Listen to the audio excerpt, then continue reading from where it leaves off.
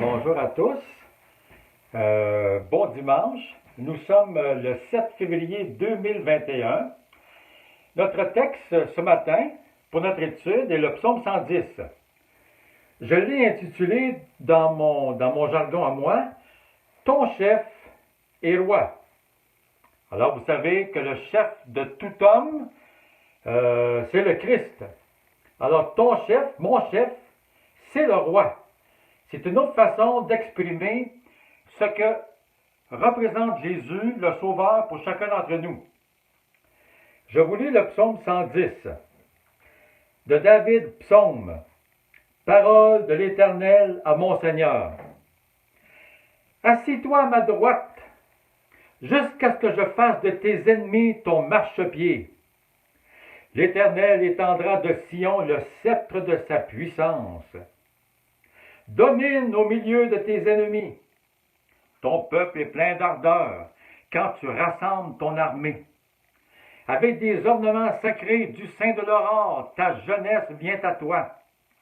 Comme une rosée. L'Éternel l'a juré, il ne se repentira point. Tu es sacrificateur pour toujours à la manière de Melchisédek. Le Seigneur à ta droite brise des rois au jour de sa colère. Il exerce la justice parmi les nations. Tout est plein de cadavres. Il brise des têtes sur toute l'étendue du pays. Il boit au torrent pendant la marche. C'est pourquoi il relève la tête. En 2021, il est temps de nous préparer au retour du Seigneur Jésus. Comment faire ça? En examinant ce psaume. Ce psaume est très présent dans les Écritures. Première référence, psaume 110. Matthieu rappelle des portions de ce texte. Ensuite, l'évangéliste Marc. Ensuite, Luc, celui qui a accompagné Paul dans ses voyages. Puis Luc, dans son livre des Actes des Apôtres, il fait encore référence. Et l'auteur de l'Épître aux Hébreux, 2 fois. 7 fois, ce texte est répété, souligné, expliqué dans les Écritures. Il est significatif. Pourquoi? Parce qu'il nous prépare à un événement grandiose, à un temps pour lequel tous les croyants cherchent à en vivre l'émotion dès maintenant. Alors j'aimerais me préparer, j'aimerais que vous vous prépariez pour le retour du Seigneur Jésus. La première chose qu'il faut voir dans ce texte, il faut se préparer à le recevoir ou à accéder à son royaume en le reconnaissant comme le roi tout-puissant qui règne à Jérusalem sur son trône. Jésus est un roi qui va régner. Les mots qui parlent de sa royauté ou qui définissent sa royauté sont nombreux dans ce texte. Au verset 1, on voit son Père dire par rapport aux ennemis de Jésus qui est maintenant roi, il lui dit, assis-toi à ma droite, on va dire le poste de roi, de règne, jusqu'à ce que je fasse de tes ennemis ton marchepied. En voulant dire, tes ennemis bientôt seront sous tes pieds. Ah! Le diable sera sous les pieds de Jésus-Christ. Il l'est déjà, mais là, ça va être clair. Tous ceux qui auront donné leur allégeance au diable, à l'Antéchrist, seront sous les pieds de Jésus-Christ, puis jetés dans les temps de feu et de souffle pour toujours. Au-dessus de tous ses ennemis. Et ce qui définit aussi sa royauté, c'est son sceptre. Tout roi a un sceptre. Si vous regardez à la cour des rois, la monarchie en Europe, les rois ont un sceptre qui manifeste l'autorité, un bâton royal. On le voit au verset 2, l'Éternel étendra de Sion le sceptre de sa puissance. Un sceptre fort, un sceptre qui explique que devant lui, personne ne peut résister. Le texte nous dit au verset 2, qu'il va dominer. Domine au milieu de tes ennemis. Jésus est appelé à dominer sur toute la terre et sur le ciel. Où va être son siège social? À Jérusalem, sur le mont Sion, là où est le temple du Seigneur. J'imagine que c'est difficile à saisir, que la planète Terre, un jour, va accueillir le Dieu qui a tout créé, qu'il va régner dans une ville, que nous serons ses sujets, et en plus de ça, c'est de Jérusalem, de cette ville-là, que le roi des rois, Jésus, va régner sur ce qui se passe dans le ciel et sur ce qui se passe sur la terre. Un siège social qui ne déménagera jamais. Là où est le temple du Seigneur, là où est sa résidence. Dieu a décidé d'habiter avec les humains pour les siècles des siècles. Amen. Ce moment s'en vient. Et il aura son armée. Parce que le texte nous parle d'armée. Au verset 3, ton peuple est plein d'ardeur quand tu rassembles ton armée. Tout roi qui se respecte a une armée.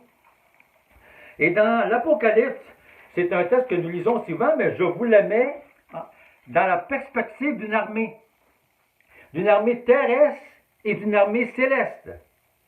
Apocalypse chapitre 19, à partir du verset 1, nous lisons. Après cela, j'entendis dans le ciel comme la voix forte d'une foule nombreuse qui disait « Alléluia, le salut, la gloire et la puissance sont à notre Dieu, parce que ses jugements sont véritables et justes. Car il a jugé la grande prostituée qui corrompait la terre par sa débauche, il a vengé le sang de ses serviteurs en le redemandant de sa main. Il dit une seconde fois « Alléluia » et sa fumée monte au siècle des siècles. Et les 24 vieillards et les 4 êtres vivants se prosternèrent et adorèrent Dieu assis sur le trône en disant « Amen, Alléluia ». Il y a un trône dans le ciel, mais ce trône-là va descendre sur terre. Et une voix sortit du trône disant « Louez notre Dieu, vous ses serviteurs, vous qui le craignez, petits et grands. » Et j'entendis comme la voix d'une foule nombreuse, comme une bruit de grosses eaux et comme une bruit de forts coups de tonnerre, disant « Alléluia, que le Seigneur notre Dieu Tout-Puissant est entré dans son règne. » Cette foule nombreuse, c'est nous. Comme une voix de grosses eaux. Nous allons être semblables à Dieu qui a une grosse voix. Nous allons avoir autorité avec lui. Le royaume qui s'en vient est le royaume du Christ et de ses sujets. Et la Bible nous dit au verset 7, « Réjouissons-nous, soyons dans l'allégresse, donnons-lui gloire, car les noces de l'agneau sont venues, son épouse se préparer. » C'est nous, ça. Il lui a été donné de se revêtir d'un fin lin éclatant pur, car le fin lin, ce sont les œuvres justes des saints. L'ange me dit, écris heureux, ceux qui sont appelés au festin des noces de l'agneau. Puis il me dit, ces paroles sont les véritables paroles de Dieu. Je tombais à ses pieds pour l'adorer, mais il me dit, garde-toi de le faire.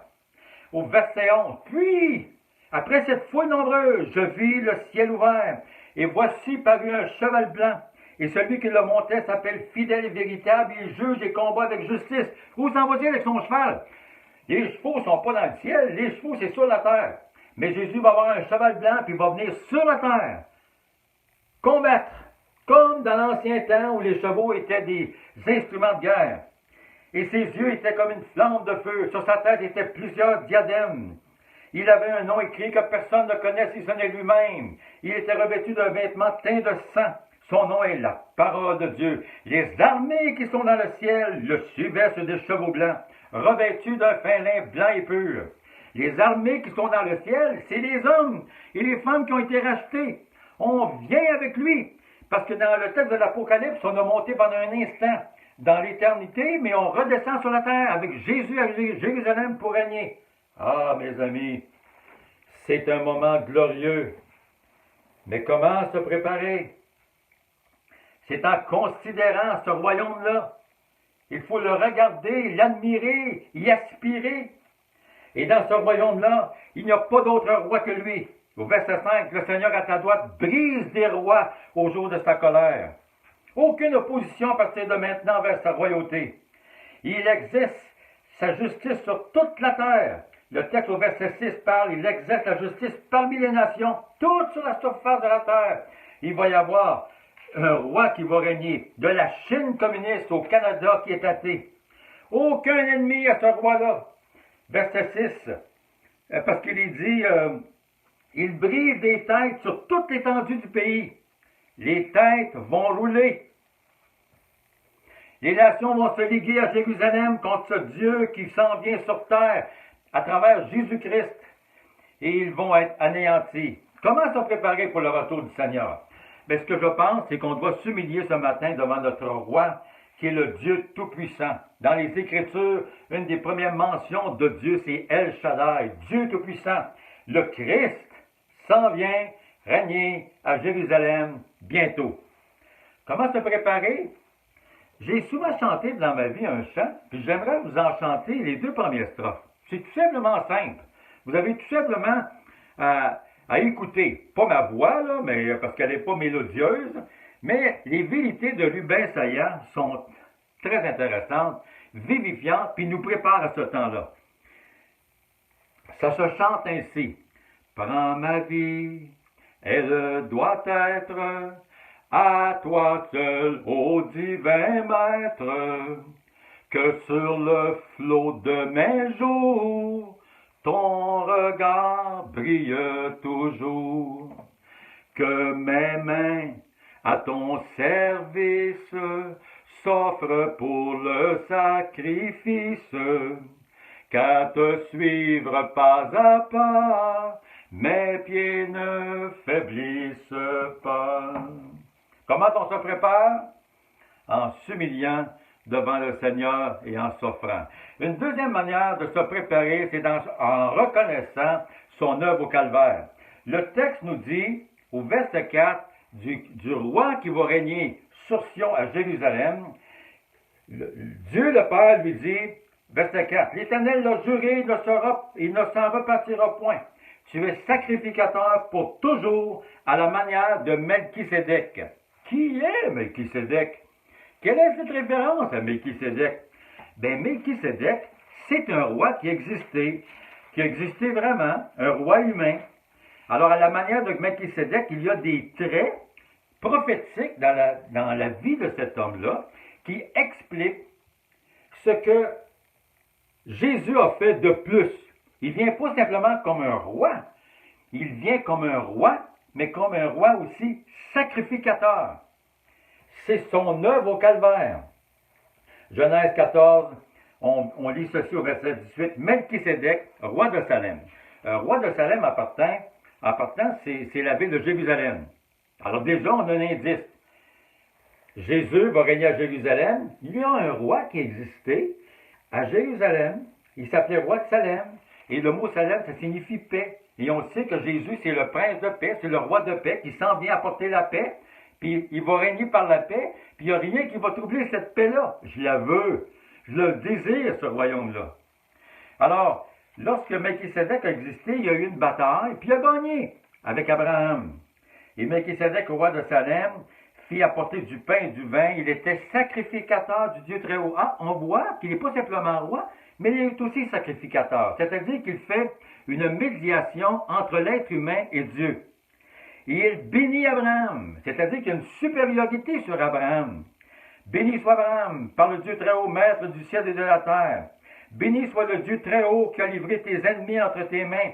Et Abraham lui donna la dîme de tout. Quand on est roi, on a le droit des impôts. Et quand on est roi sacrificateur, bien on a le droit à la dîme qui est l'impôt des chrétiens envers celui qui est mort sur la croix. Jésus-Christ a droit à la dîme parce que c'est notre vie. L'argent, c'est avec ça qu'on vit.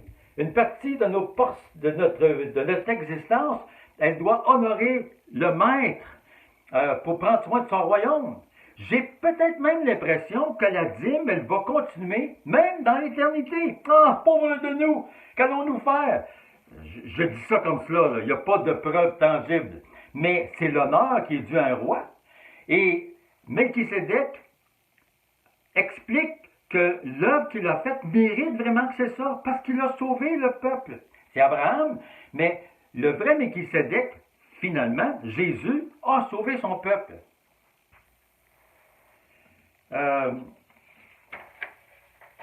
Hébreux, chapitre 7, qui rapporte sur le fait de Melchisédek, nous dit de son œuvre, et je vous lis ceci, en Hébreux chapitre 7, verset chapitre 7, verset 21 et suivant. Alors, ce sont des versets qui parlent. On reprend le psaume 110. Le Seigneur a juré, il ne se repentira pas. Tu es sacrificateur pour toujours selon l'ordre de Melchisédek. Et là, on continue. Verset 23.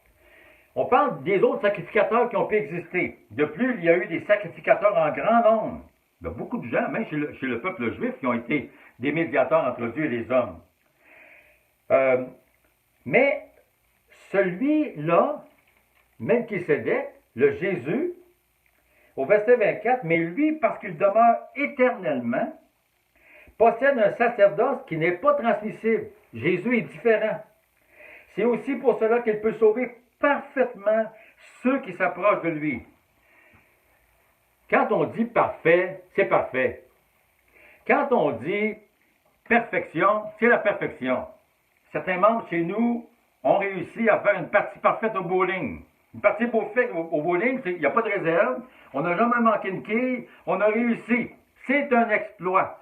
On ne peut pas y revenir. On ne peut pas faire mieux. C'est parfait. Partie parfaite.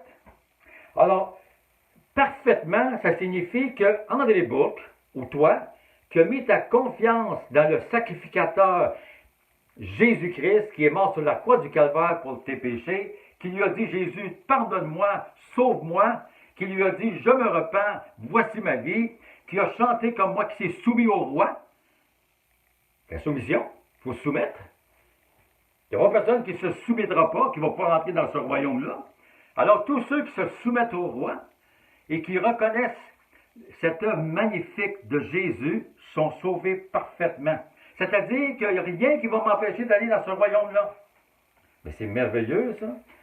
Et la Bible nous dit dans ce texte-là, au verset 25, c'est aussi pour ça qu'il peut sauver parfaitement ceux qui s'approchent de Dieu. Par lui, étant toujours vivant pour intercéder en leur faveur. Quand j'ai cru, Jésus a commencé à plaider auprès de son Père, puis il a dit, hey, ce que j'ai fait à la croix, c'est pour André Bourque, et pour ceux qui font pareil. Puis encore aujourd'hui, il le fait. Si je pêche, puis que le diable se présente, Jésus dit, hey, je suis mort sur la croix pour ce péché-là, pour cet homme-là, parce que je l'ai sauvé parfaitement. Ah, mes amis, j'ai de la joie. Je ne vais pas vous lire tous les autres textes, mais j'ai de la joie de vous parler de Jésus qui est roi, mais roi sacrificateur. La seule personne nous permettant d'accéder au royaume futur de Jésus est Jésus lui-même, qui pendant 33 ans de son passage terrestre a communié avec les hommes en mettant de côté sa royauté éternelle de Dieu. Il a fait quelque chose d'exceptionnel. Il est Dieu et roi, mais il est descendu sur la terre pendant un certain moment. Il s'est dépouillé de sa divinité, de toute sa grandeur pour aller mourir pour les péchés des hommes. Il s'est fait homme de la même nature que nous, a pris nos péchés à nous sur lui, a souffert infiniment à la croix sur le mont Golgotha à cause de nos équités, et on peut accéder au royaume de Christ. On ne peut pas accéder au royaume de Christ sans passer par le Christ Melchisédek, devant qui chacun de nous doit aussi s'humilier, non simplement parce qu'il est le roi tout-puissant, mais parce qu'il est le sauveur de nos péchés. Ah, c'est souvent cité, je l'ai rappelé dernièrement à une personne de l'Église, un texte lu, relu et re-relu, qui nous parle du dépouillement de Jésus, mais que Dieu dit, du dépouillement du Fils de Dieu, mais Dieu dit, je t'élève à la royauté. Les cieux et la terre sont soumis à toi, Jésus, les hommes comme les anges, de Jérusalem en plus. Philippiens 2, verset 5, ayez en vous les sentiments qui étaient en Jésus-Christ. Puis là, on explique. Existant en forme de Dieu. Il n'a point regardé son égalité avec Dieu comme une proie arrachée. Je ne veux pas garder tous les honneurs de Dieu. C'est ça que ça veut dire. Mais il s'est dépouillé lui-même. Ben oui, j'ai mis ça de côté. En prenant une forme de serviteur, quand il est venu sur la terre, c'est pour nous servir. En devenant semblable aux hommes, il est devenu comme un gars comme André Bourque, dans le péché, mais comme moi, comme vous. Il a apparu comme un vrai homme. On l'a dit, c'est pas un fantôme, c'est un vrai homme, c'est une vraie apparition, on peut le toucher. On l'a touché. On a mis les mains dans ces trous qui ont été faits par les clous sur la croix. Il s'est humilié, on répète. Il s'est humilié lui-même. Nous, on refuserait de s'humilier devant Jésus-Christ et dire, voici, tu as le droit à tout, alors que lui s'est humilié pour nous, en mettant tout de côté pour nous servir, nous. Il s'est fait notre serviteur. Il s'est mis comme à genoux devant nous, en allant mourir sur la croix. Et je pense qu'il n'y a rien d'autre à faire que de nous humilier devant lui et dire, Jésus, je ne mérite pas ce royaume-là, mais ce que je peux faire pour toi, je vais le faire. Il s'est humilié lui-même, se rendant obéissant jusqu'à la mort, même jusqu'à la mort de la croix, verset 8. Et verset 9, c'est pourquoi aussi Dieu l'a souverainement élevé. Souverain, ça veut dire roi. Il lui a donné le nom qui est au-dessus de tout nom. Le roi de Jérusalem qui vient est au-dessus de tous les noms des anges qui existent, afin qu'au genou de Jésus, tout genou fléchisse, dans les cieux et sur la terre, et même sous la terre, toutes les morts, n'importe qui, et que toute langue confesse que Jésus est Seigneur à la gloire de Dieu le Père. Ah, mes amis, j'aime ça vous parler du royaume de Dieu, comment se préparer. On s'humilie devant le roi et on s'humilie devant notre Sauveur. Puis on dit, je ne peux pas accéder à ton royaume sans passer par toi, Jésus, tu es le seul qui est mort pour mes péchés. Troisièmement, on se prépare en se revêtant d'habits de fête. Regardez le verset 3. Que ton peuple est plein d'ardeur quand tu rassembles ton armée avec des ornements sacrés du sein de l'aurore. Ta jeunesse vient à toi comme une rosée. Les rachetés du sacrificateur, le vrai Melchisédek, vont devenir des personnes glorieuses, ressuscitées, mais jeunes. Hein, jeunes? Ben oui. Ils sont. On nous appelle jeunesse. Ta jeunesse vient à toi. Quand je vais ressusciter, je ne suis plus un vieux bouc ou un vieux bouc, je vais être un jeune. Et qu'est-ce qui caractérise les jeunes? Ben, c'est l'ardeur, verset 23. Ton peuple est plein d'ardeur. Les jeunes sont pleins de vigueur. Et puis, on va parader comme les jeunes. J'avais des cousines qui étaient dans des parades. On parade toujours quand on est jeune. Regardez, ils ont des ornements sacrés. Quand ton peuple est plein d'ardeur, quand tu rassembles ton armée avec des ornements sacrés. Puis du sein, on parle, ta jeunesse vient à toi comme une rosée. La rosée, c'est magnifique ça. La rosée, lorsque vous la voyez le matin, c'est extraordinaire. J'ai été avec mes deux frères jouer au golf quand j'étais jeune. Et puis on a joué au golf de bonheur, puis on voyait la rosée, puis le lever du soleil. Mais j'ai dit, mais c'est le paradis. On était tous convaincus que c'était le paradis. On était tous convaincus que quand Dieu va recréer toute chose, ça va ressembler à ça. Oh, c'était beau, c'était bien, c'était magnifique, c'était merveilleux. Comment se préparer au retour du Seigneur? Il faut avoir des vêtements. Apocalypse chapitre 19 nous parle de vêtements. Dans le même texte où on revient avec Jésus, nous aussi, sur des montures, régner à Jérusalem, combattre avec le Messie. Le texte nous dit, et on le lit parce qu'on doit toujours souligner la parole de Dieu. La foi vient de ce qu'on entend vient de la parole de Dieu. Alors pour nous, voici ce qui s'en vient. Voici l'exhortation. Apocalypse 19, 7, réjouissons-nous, soyons dans l'allégresse et donnons-lui gloire. Car les noces de l'agneau sont venues. Son épouse s'est préparée. Ah bon? Tu sais, une épouse, ça se prépare. Il lui a été donné de se revêtir d'un fin lin éclatant, pur. Car le fin lin, ce sont les œuvres justes des saints. Comment se préparer pour ce beau royaume-là? La reconnaissance de Dieu Tout-Puissant. OK, Jésus, tu es Dieu. La reconnaissance de l'œuvre de Jésus-Christ comme sacrificateur qui est mort sur la croix, Melchisédek en est le représentant. Jésus, merci pour ton sacrifice. Et là maintenant, c'est le temps de te servir. Qu'est-ce que je peux faire? Qu'est-ce qu'on peut faire? Ben, je me dis, sers ton Dieu dans l'Église, je le répète, en donnant tes offrandes pour les pauvres, en priant pour le peuple de Dieu, en donnant de l'amour envers tous et chacun. Elle dit, oh, je suis plus vieux maintenant, je suis tellement occupé, j'ai pas de force. Savez-vous quelle a été la force du Christ pour venir sur la terre, puis pendant 33 ans, vivre dans l'humilité, puis vivre avec des épreuves, et puis vivre en voyant tout le monde être contre lui, en étant tenté par le diable, en étant exposé à toutes sortes de troubles, en vivant l'agonie. Le verset dernier du psaume 110 nous l'explique. Et c'est pour toi et moi ce matin. Quelle est la force pour s'humilier devant Dieu? Quelle est la force pour être toujours reconnaissant de l'œuvre de Christ qui m'a sauvé? Quelle est la force pour servir Dieu, comme on le dit dans l'Église, avec tout ce qu'on est appelé à vivre, pour recevoir ses vêtements, ses ornements sacrés, pour travailler avec le roi des rois à la fin des temps? Le verset 7, on parle du Christ, il boit au torrent pendant la marche. C'est pourquoi il relève la tête. C'est quoi le torrent dans les Écritures? Dans les Écritures, le torrent, c'est le Saint-Esprit. C'est pas compliqué. Partout. Jésus s'est abreuvé du Saint-Esprit. Il était branché sur le Saint-Esprit. Es-tu branché sur le Saint-Esprit? Comment j'ai ça, le Saint-Esprit? Le Saint-Esprit est donné de beaucoup de manières.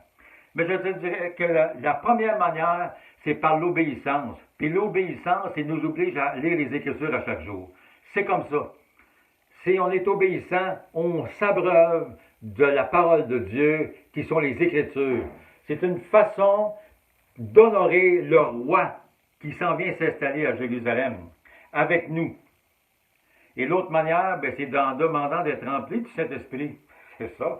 Vous avez tous été enseignés à demander d'être rempli du Saint-Esprit. Et là, qu'est-ce qui arrive?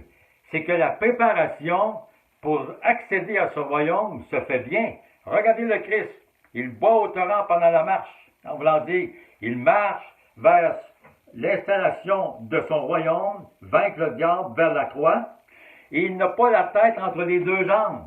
Il relève la tête. Alors nous avons une vie devant nous où nous pouvons relever la tête, où nous pouvons marcher dans la joie du futur, dans la joie du pardon, avec la force du Christ. C'est merveilleux.